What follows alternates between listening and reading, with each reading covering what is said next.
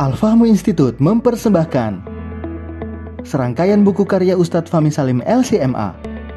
Buku pesan-pesan tauhid untuk negeri di masa pandemi. Buku mutiara ilmu-ilmu Al-Quran. Ada diskon 20% untuk buku tafsir sesat 58 esai kritis wacana Islam di Indonesia dan buku kritik terhadap studi Al-Quran kaum liberal. Anda dapat memesannya melalui layanan WhatsApp di nomor 08777 063 7192 dengan format pemesanan ketik nama, alamat lengkap, nomor handphone, dan jumlah buku yang diorder. Ongkos kirim di luar harga buku dan menyesuaikan wilayah dengan paket standar. Lampirkan juga bukti transfer Anda ke rekening BNI Syariah di 0631 748573. Tunggu apa lagi? Pesan sekarang.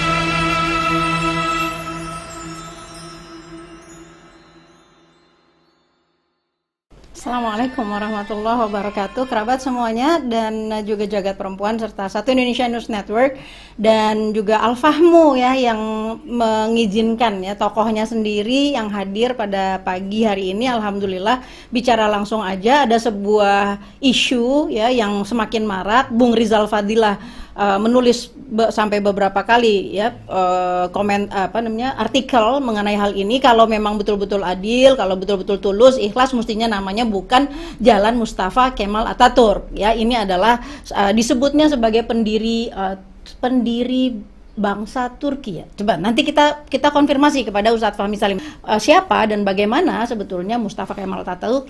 Kita belajar dari Ustadz Fahmi Salim. Assalamualaikum Ustadz. Nah, udah. Baik, Ustadz Fahmi, alhamdulillah terima kasih mendadak saya bisa mendapatkan Ustadz Fahmi di sini kembali. Ya, alhamdulillah kita lagi. Jadi gini Ustadz, gampang cairnya ini sebetulnya saya nggak tahu ide siapa, tapi saya mencoba untuk menanyakan kebetulan kenal kepada Bapak Dubes. Kata Pak Dubes, saya ingin memberikan literatur yang akan memperkaya hasanah pemahaman masyarakat muslim tentang hal ini. Kelihatannya a slight sinyal gitu bahwa sebetulnya Atatürk itu tidak seperti yang orang muslim ini dengar gitu, bahwa beliau itu tidak seburuk seperti yang digambarkan oleh orang-orang. Nah ini kan ada dualisme. Saya kepengen sekali belajar untuk mengetahui dari Ustadz yang paham betul gitu tentang Turki dan tentang Mustafa Kemal Atatürk. Sebenarnya siapa sih gitu dan bagaimana sih gitu kok sampai kita harus mengalami polemik seperti ini. Silahkan Ustadz. Ya, bismillah. Alhamdulillah salatu wassalamu ala sloban. Terima kasih Mbak Neno dan seluruh pemirsa yang dapat menyaksikan siaran ini. Alhamdulillah, jadi kita memang hubungan historis, hubungan politis, ekonomi, perdagangan dengan Turki ini memang semakin waktu semakin membesar dan terus mengalami peningkatan. Ya, saya sempat mewawancarai, lebih tepatnya berdialog dengan Duta Besar RI untuk Ankara, yaitu Bapak Lalu Muhammad Iqbal pada tahun lalu, Mbak Nena. Ya, dan beliau memang juga sangat concern selain dengan tugas-tugas resmi dari negara ya, untuk meningkatkan hubungan bilateral antara Indonesia dengan Turki. Beliau juga seorang, kalau menurut saya seorang sarjana yang juga memiliki concern terhadap sejarah dan peradaban Islam. Ya, bahkan beliau mau ngajak saya keliling Turki untuk untuk berziarah ke tempat-tempat pejuang-pejuang Islam yang pernah ada di Turki, mewarnai sejarah peradaban Islam. Jadi memang apa yang menjadi rencana daripada pemerintah Turki di Indonesia ini kan dalam rangka kunjungan Presiden Erdogan tahun depan ya, tahun 2022. Tentu biasanya sebelum ada kunjungan dari kepala negara asing, tentu ada koordinasi antara Menlu kedua negara. Dan itu yang kemudian kemarin dilakukan oleh Ibu Menlu kita, Ibu Retno Marsudi.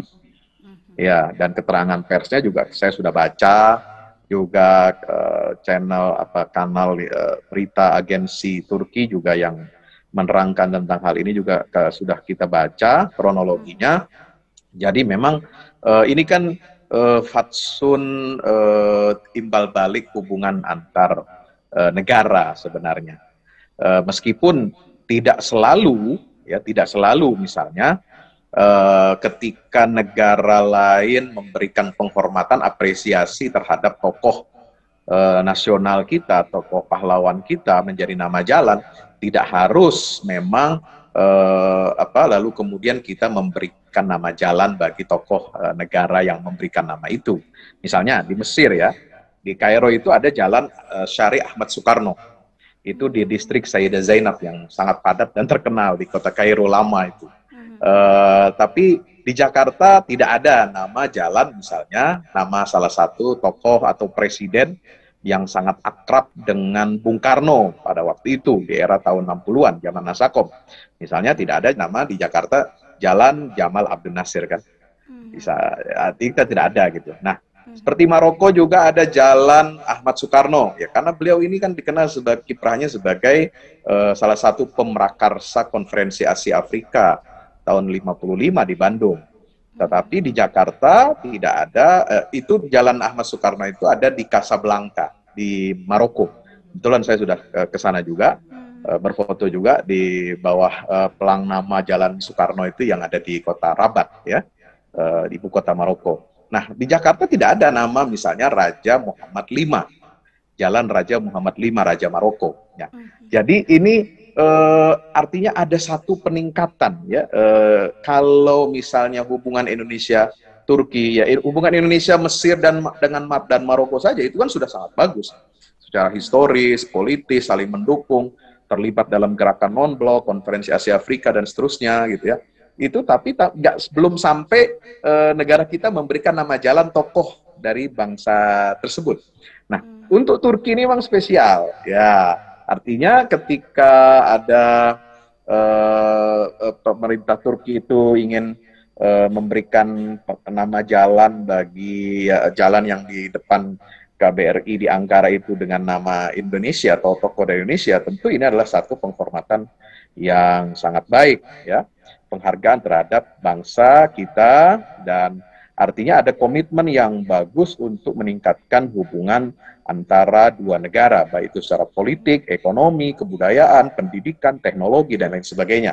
Nah, kalau kita ingin memberikan imbalan atau imbal balik atas penghargaan tersebut, saya kira juga wajar. Saya kira wajar sekali, dan itu dalam dunia politik internasional atau diplomasi itu juga dikenal, ya. Seperti misalnya di Dubai, ya, itu ada jalan Presiden Joko Widodo dengan nama beliau. Sebagai imbalannya juga kita memberikan nama, saat itu diresmikan juga oleh Pak Jokowi, ada nama Jalan Syekh Muhammad bin Zayed untuk jalan tol yang dari mana? Dari Jakarta menuju ke Cikampek itu, ya. Jadi saya kira itu hal yang wajar, bukan satu hal yang berlebihan. Nah, itu satu. Yang kedua, terkait dengan nama, ya memang agak menarik. Ini pro kontranya terkait nama ini. Menariknya adalah bagi kita figur Bung Karno, ya beliau sebagai tokoh proklamator bangsa kemerdekaan Indonesia, ya itu nggak masalah, dan memang beliau tokoh yang populer di dunia internasional, ya diakui ya sebagai tadi pemrakarsa gerakan non-blok dan juga Konferensi Asia Afrika. Nah, kalau kita ingin memberikan imbalan misalnya, ini sebagai saya ya, sebagai pribadi ya, saya bukan pengamat politik, saya bukan ahli hubungan internasional misalnya. Ini saya sebagai pribadi, katakanlah sebagai Saya juga tidak mengatakan saya mewakili ustadz atau mubalik atau kiai atau ulama di seluruh Indonesia, dari seluruh Indonesia, enggak. Ini saya pribadi aja nih, ya, karena diundang sama Mbak Neno nih, saya ngomong begini, ya kan. Saya melihat kalau mau memberikan imbalan itu misalnya dengan nama tokoh, saya itu kan sebenarnya nama Atatürk itu kalau dilihat dari kronologi konferensi pers bersama Menlu RI dengan Turki, itu kan belum menjadi satu ketetapan, belum menjadi ketetapan resmi karena dia harus dalam bentuk surat ya, yang diajukan oleh Kemenlu Turki kepada Indonesia melalui Bu Menlu, baru kemudian dikoordinasikan, mohon maaf, dengan Pemda atau Pemprov DKI yang dalam hal ini dia akan menjadi nama tempat jalan itu kan di DKI Jakarta. Itu belum menjadi satu keputusan, hanya baru secara lisan saja. Itu yang saya tangkap.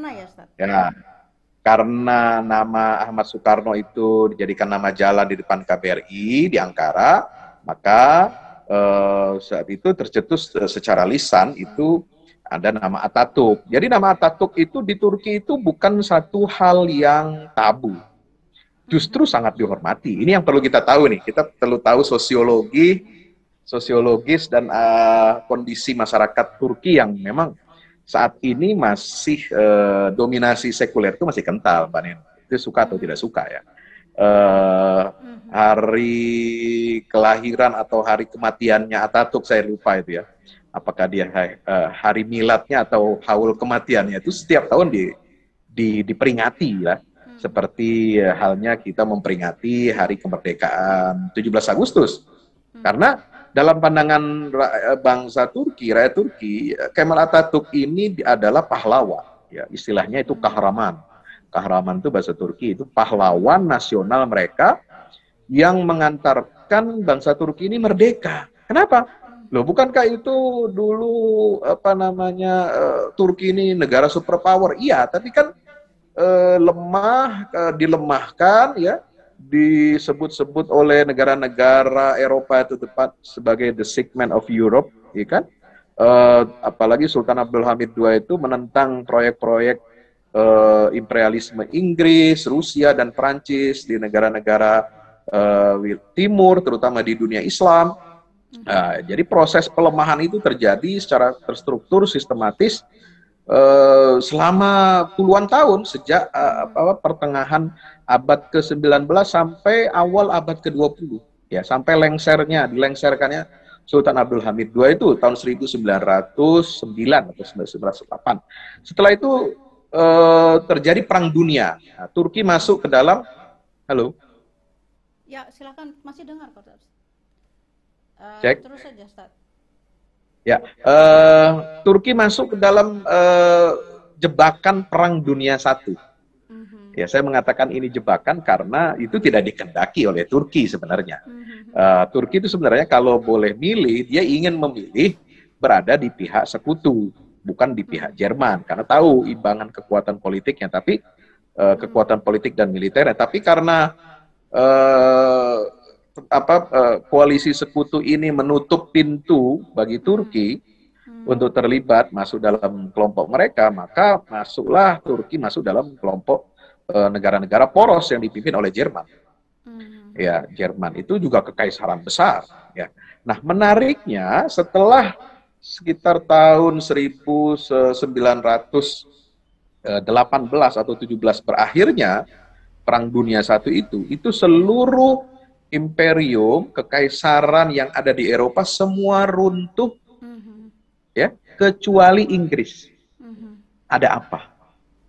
Nah, artinya apa? Di sini kan ada ya, kalau kita bahasa kita itu ya konspirasi lah, apalah ya, segala macam ya. Kalau Prancis kan sudah lama itu runtuh kekaisarannya, ya, ada revolusi Prancis. Nah, kalau Rusia itu baru setelah Perang Dunia I. Nah, sama dengan Jerman dan nasibnya sama dengan Ottoman, itu berakhirlah kekaisaran Utsmaniyah, ya, itu setelah Perang Dunia I. Dan itu memang sepertinya diciptakan untuk menjebak dan melibatkan Turki ini menjadi pihak yang kalah dalam Perang Dunia I. Ya, itu peta internasionalnya seperti itu. Sehingga sebagai pihak yang kalah, ya Jerman itu dilucuti senjatanya, kekaisarannya runtuh, termasuk juga Ottoman Turki, ya kekaisarannya juga runtuh dan diambil alih oleh beberapa orang perwira tinggi dari militer Utsmaniyah, malah mendeklarasikan berdirinya Republik Turki pada tahun 1926. Ya, itu sejarahnya. Nah, disitulah Kemal Atatürk berperan. Nah, sempat setelah runtuhnya Ottoman Turki itu sebagai kesultanan dan kekaisaran dunia, itu karena dia sebagai pihak yang kalah dalam Perang Dunia I, ya, itu sempat wilayah Ottoman itu kan sudah dibagi-bagi, ya, oleh pemenang perang Inggris, Prancis, Rusia itu, ya, pemenang perang dia mengambil wilayah-wilayah yang dulu dikuasai oleh Kesultanan Utsmaniyah, ya. Inggris dapat wilayah India, kemudian Timur Tengah, ya, negara-negara Teluk, kemudian juga Mesir itu di bawah kontrol Inggris, dan Palestina. Nah, Rusia mengambil wilayah bekas Ottoman Turki di wilayah Balkan, Eropa Timur. Kemudian Prancis ngambil Lebanon dan Syria. Nah, jadi itu wilayah Turki yang dipecah-pecah, ya, yang menjadi di bawah mandat 3 negara pemenang Perang Dunia I itu. Nah, disitulah maka wilayah Turki sendiri kan sudah semakin mengecil dan tinggal negara Turki saja. Bahkan Turki itu sampai ibu kota Istanbul itu pernah dijajah oleh selama beberapa tahun, nggak lama sih, mungkin 3-5 tahun saja, itu oleh pasukan koalisi sekutu. Nah, disinilah peran Mustafa Kemal Atatürk itu memimpin perlawanan, ya, militer Utsmaniyah, militer Republik Turki itu untuk melepaskan diri dari penjajahan. Jadi kalau dalam pandangan bangsa Turki, kalau bukan perwira-perwira tinggi yang memimpin perlawanan, ya, rakyat dan juga tentara Turki untuk melepaskan diri dari penjajahan, maka Turki itu tetap berada dalam penjajahan asing, ya. Meskipun setelah merdeka sebenarnya Turki itu dipaksa menandatangani apa yang disebut dengan Perjanjian Luzan. Ya, Perjanjian Luzan itu Turki itu bukan hanya wilayahnya dibagi-bagi, tapi dia tidak boleh mengelola sumber daya alamnya, ya, selama 100 tahun. Jadi dimiskinkan, ya. Kemudian tidak perairan Selat Bosporus itu harus tunduk di bawah kontrol internasional. Jadi bukan kontrol Turki sendiri, padahal itu wilayah Turki. Jadi masuk dalam wilayah perairan internasional. Jadi Turki tidak bisa menetapkan pajak setiap kapal yang melintas dari Eropa keluar masuk ke Mediterania, itu tidak bisa. Nah, perjanjian itu akan berakhir tahun 2023, maaf. Jadi 1923 perjanjian Luzan, kemudian 2023 ini akan berakhir. Makanya Erdogan itu membuat kanal Istanbul yang baru, ya, untuk sebagai kayak terusan Sueznya di Mesir itu.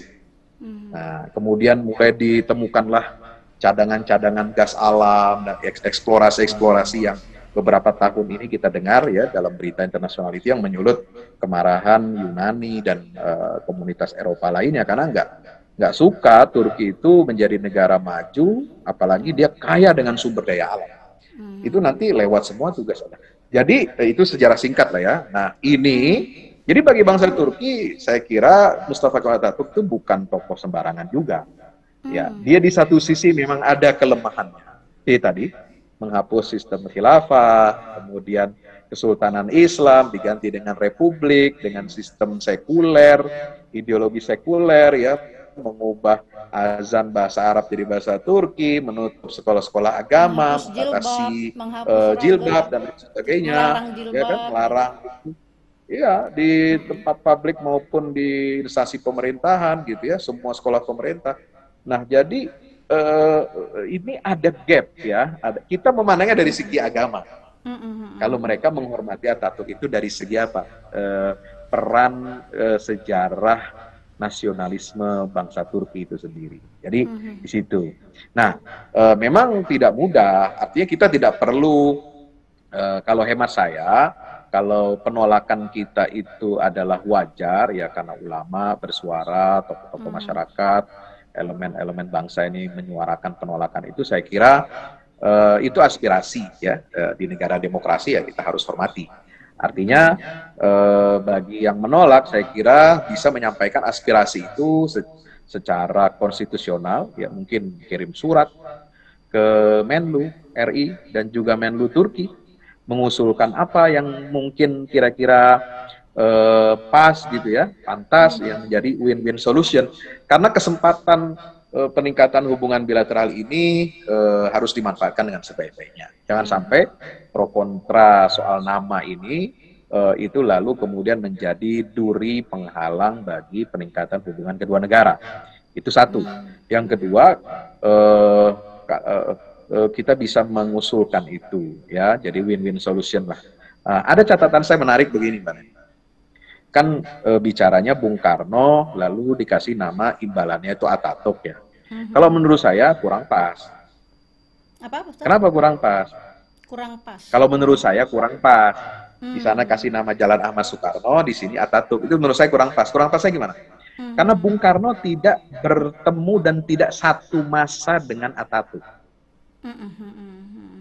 Paham nggak? Mohon maaf nih, pemirsa ya. Atatürk itu meninggal tahun 1938. Artinya sebelum RI merdeka. Belum ada proklamasi kemerdekaan. Artinya Bung Karno pun tidak pernah berjumpa dengan Atatürk. Ya toh? Satu. Dan Turki termasuk negara-negara yang pertama mengakui kemerdekaan Republik Indonesia. Tapi setelah Atatürk meninggal. Ya, dilanjutkan oleh Presiden İsmet İnönü yang makamnya ada juga di kompleks pemakaman Atatürk itu, cuma lebih kecil dia tempatnya. Gitu ya. Nah, jadi yang memang yang semasa yang memberikan pengakuan kedaulatan RI itu adalah Presiden İnönü yang melanjutkan kepemimpinan Atatürk. Gitu. Nah, itu kalau dari segi historis ya. Nah, kalau mau lebih ini lagi sampai ketokohan Bung Karno dalam konferensi Asia Afrika, sebenarnya tokoh Turki, ya pemerintah yang mewakili rakyat Turki hadir dalam konferensi Asia Afrika. Itu siapa? Di zaman itu yang menjadi Perdana Menteri adalah Adnan Menderes. Mbak Neno mungkin kenal Adnan Menderes? Adnan Menderes ini kan dia adalah Perdana Menteri Turki pertama yang berupaya merehabilitasi bahasa Arab. Merehabilitasi sekolah-sekolah agama, berusaha mengembalikan azan ke dalam bahasa Arab. Ya, betul. Artinya dia dianggap sebagai warna baru lah. Meskipun dia dari partai sekuler, tapi dia melihat ini akar sejarah Islam di Turki nggak bisa diputus atau dihilangkan begitu saja.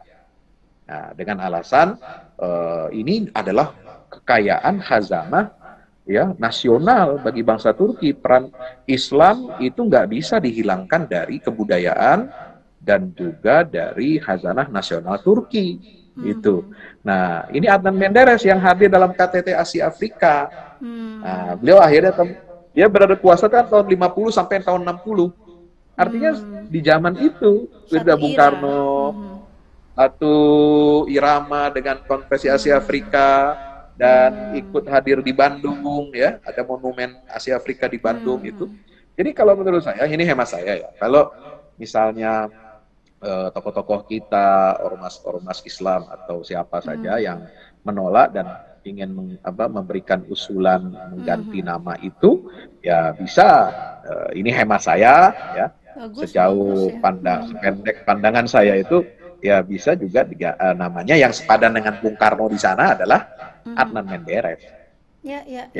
Biasa nih. Jadi sama-sama levelnya gitu ya. Ya. Jadi betul. Kita tidak kehilangan murwah, Turki juga tidak kehilangan marwah, ya kan? sama-sama enak gitu ya. Ya, Kecuali memang harus misalnya dicari solusi nih kan. jadi kita jangan cuma protes dong. Jadi kita harus kasih solusi juga. Kasihan Pak Dubes nanti. Kalau kita protes terus, apa Iya. namanya, pusing nanti beliau ya. Jadi kita berikan solusi kira-kira yang sama-sama enak, solusi gitu ya. Jadi Turki juga harus merasakan aspirasi ini, bahwa nama Atatürk ini bagi umat Islam sangat-sangat bermasalah, kira-kira begitu ya, kontroversial, kalau tidak ingin mengatakan kita tolak gitu ya. Artinya kontroversial lah, ada sisinya lah.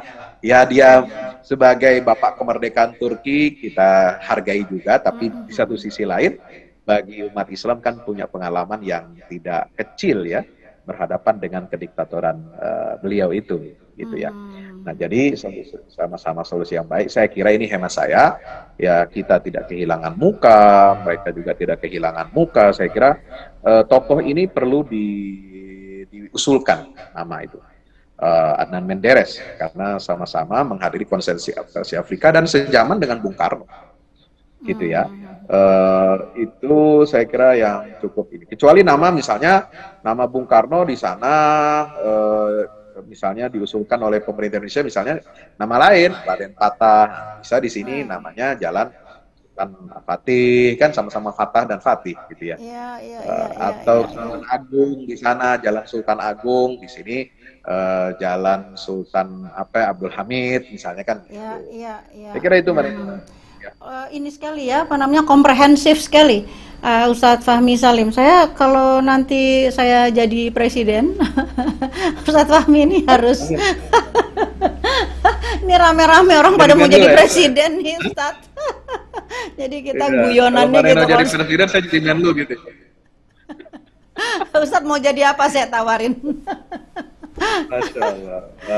Ustadz, ya. Jadi minta izin sedikit, ini memang senyampang dengan Ustadz menerangkan. Di sini ada komen-komen yang kadang-kadang lucu ya, kalau netizen kan lucu ininya. Katanya gini, lama-lama ada jalan Firaun katanya. Ya. Nah, ini memang ada sedikit yang dirasakan oleh masyarakat, yaitu seperti yang Pak Ahmad Muhlisi katakan nih. Ini membuktikan katanya bahwa rejim ini satu aliran dengan Mustafa Kemal Atatürk, rejim sekuler. Jadi sentimen masyarakat itu sebetulnya munculnya karena ada peristiwa-peristiwa yang banyak yang terjadi pada umat Islam di negara ini, kan gitu. Terutama tentu saja banyak sekali yang kita udah alamin lah, kita nggak usah bilang. Jadi itulah, kalau nggak ada itu sebenarnya, kalau pemerintah itu tidak melakukan disparitas, diskriminasi, itu pasti masyarakat oke-oke aja sebenarnya, gitu loh. Menurut saya ya, Ustadz ya. Gimana menurut Ustadz? Ya, belum tentu juga. Belum tentu juga. Jadi karena persoalannya nama Atatürk itu sendiri ya, bagi tokoh-tokoh Islam itu kontroversial. Ya, kondisi dalam negeri itu hanya memperkuat alasan penolakan. Ya. Tapi itu memang jadi dimiliki bukan penyebab penolakan, mohon maaf. Apa yang terjadi di sini yang dialami oleh umat Islam misalnya, itu bukan, menurut hemat saya, itu bukan penyebab penolakan, tapi itu akan memperkuat, jadi amunisi untuk menolak. Ya, penolakan asalnya adalah karena sosok tokoh itu kontroversial buat kita yang ada di Indonesia. Kalau di bangsa Turki tidak mempersoalkan, atau bagi mereka tidak kontroversial, ya silahkan saja, monggo. Tapi kan namanya hubungan dua negara, dua bangsa, kan kita harus ya saling menghargai, menghormati. Kita hormati posisi Atatürk di sana, dihormati oleh rakyat Turki. Nah, tapi kita juga kan punya pandangan sendiri ya. Mereka juga, mungkin pemerintah Turki saya kira memperhatikan aspirasi dari rakyat Indonesia. Tapi bagaimana tahunya aspirasi dari rakyat Indonesia? Ya kita harus menyampaikan dong. Jangan cuma keluar-keluar di media gitu loh. Artinya kita harus juga mengirimkan surat, kasih solusi begitu ya, supaya hubungan ini bisa terjaga dengan baik ya, tidak terganggu dengan adanya isu-isu seperti ini, gitu. Ya, ya, ya. Ustadz, saya kira apa namanya, apa yang Ustadz sampaikan itu sangat apa namanya, sangat mature, sangat matang gitu ya. Jadi global ininya disampaikan, aspirasi apa namanya individual Ustadz sendiri punya pandangan, kemudian mengajak dan mengajak umat untuk memberi solusi, jangan hanya ribut saja begitu ya. Dan bahkan namanya pun sudah Ustadz berikan gitu. Jadi Ustadz ini apa one stop shopping udah ya. Hari ini one stop shopping untuk dialektika yang terjadi di masyarakat. Waduh, terima kasih banyak Ustadz ya. Saya betul-betul mendapatkan ilmu dan saya yakin kerabat Neno Warsman serta Satu Indonesia News Network juga ini mendapatkan ilmu dari Ustadz Fahmi Salim yang saya bilang you deserve Ustadz. Kalau mau pilih apa namanya nanti Ustadz kayak toko kelontong, Ustadz bisa pilih jabatan mana aja nih. Karena keilmuannya Ustadz ini merangkum ya. Banyak sekali yang Ustadz jauh lebih ketahui daripada banyak orang, dan mudah-mudahan Allah merahmati ya ilmu Ustadz Fahmi ya, dan semakin banyak diminati ini Ustadz Fahmi Salim ya, harusnya semakin banyak orang tahu sisi lain, bukan sebagai ulama yang kan ulama itu kan konotasinya hanya bukan hanya ya, tapi fully ya understanding Quran, understanding hadis. Tapi geopolitik dan banyak sekali itu biasanya enggak ya. Tapi ini agak ini lebih lengkap ini kalau Ustadz Fahmi. Saya belajar dari Buya Hamka. Buya Hamka itu wawasan keulamaannya bukan hanya wawasan tradisionali, normatif, Quran, tafsir, hadis, syarah hadis, atau ilmu balaghah, atau apa falsafah, ilmu kalam ya. Ya, saya mencontoh Buya Hamka saja, karena karya-karya tulis beliau ini kan sangat luas spektrumnya. Beliau ini ketika menafsirkan Quran saja itu banyak menyentuh aspek-aspek sejarah dunia, politik dunia, ekonomi, dan lain sebagainya. Bahkan psikologi, itu ada semua lengkap di Tafsir Al-Azhar. Jadi kita harus meneruskan tradisi ulama-ulama kita dulu, bahwa ulama itu bukan hanya bisa ngaji kitab kuning, tapi juga mengeja peradaban. Makanya di program channel YouTube saya itu ada mengaji Quran, mengeja peradaban. Ya, ya, ya. Kita ikuti ya siarannya. Boleh Ustadz dipromosiin di hari waktu mengeja peradaban? Ya, mengaji Quran, mengeja peradaban ini tematik ya, jadi mungkin juga tidak ada hari tertentu, tapi insya Allah setiap hari kita ada kajian, itu rekaman kemudian kita upload ya, dengan tema mengaji Quran, mengeja peradaban. Ada juga living Quran, ada juga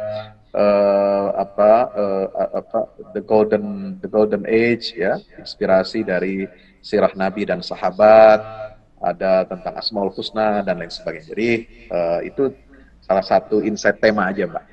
Silakan bisa teman-teman subscribe. Bukanya yang gampang, bukanya linknya adalah Al-Fahmu Institute ya Ustadz. Ya, UFS official channel di YouTube saya. Ya. UFS. Boleh ulang Ustadz?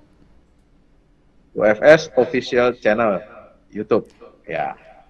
Ya, ini saya kira the next leader ya. Our Ustadz Fahmi Salim is our next leader.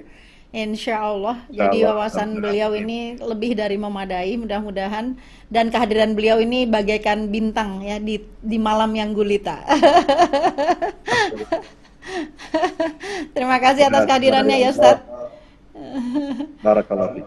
Ini lagi mau ngurus paspor istri ya, jadi kita sudahi dulu pembicaraan kita biar Ustadz kita lepas dengan bahagia. Allahumma sholli ala Muhammad wa ala ali Muhammad di hari Maulidur Rasul. Kita mendapatkan ilmu, alhamdulillah kita syukuri, mudah-mudahan dengan bersyukur ilmu kita ditambah. Nanti kapan-kapan hadir lagi ya Ustadz Fahmi Salim. Insyaallah. Barakallahu. Assalamualaikum, matur nuwun sangat. Waalaikumsalam warahmatullahi wabarakatuh. Nah,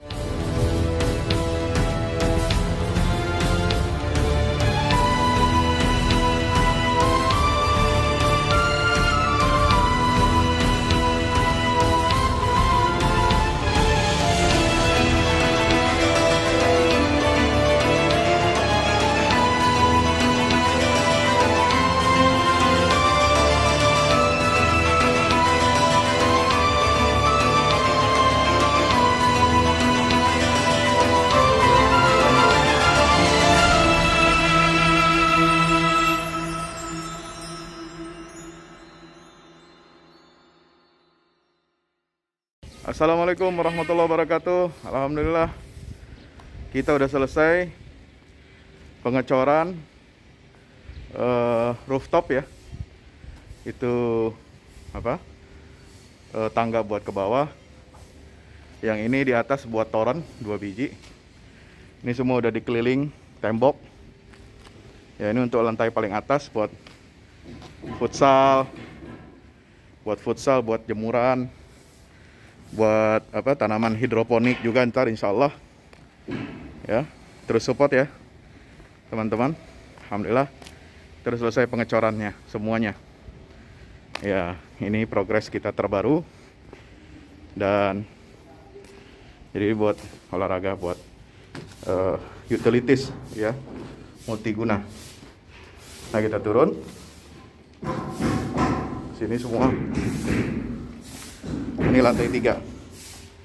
Ini untuk asrama ya, untuk kamar-kamar, dan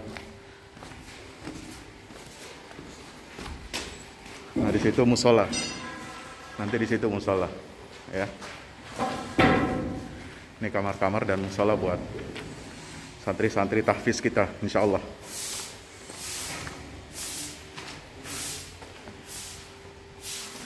Nah, ini lantai 2 kita turun.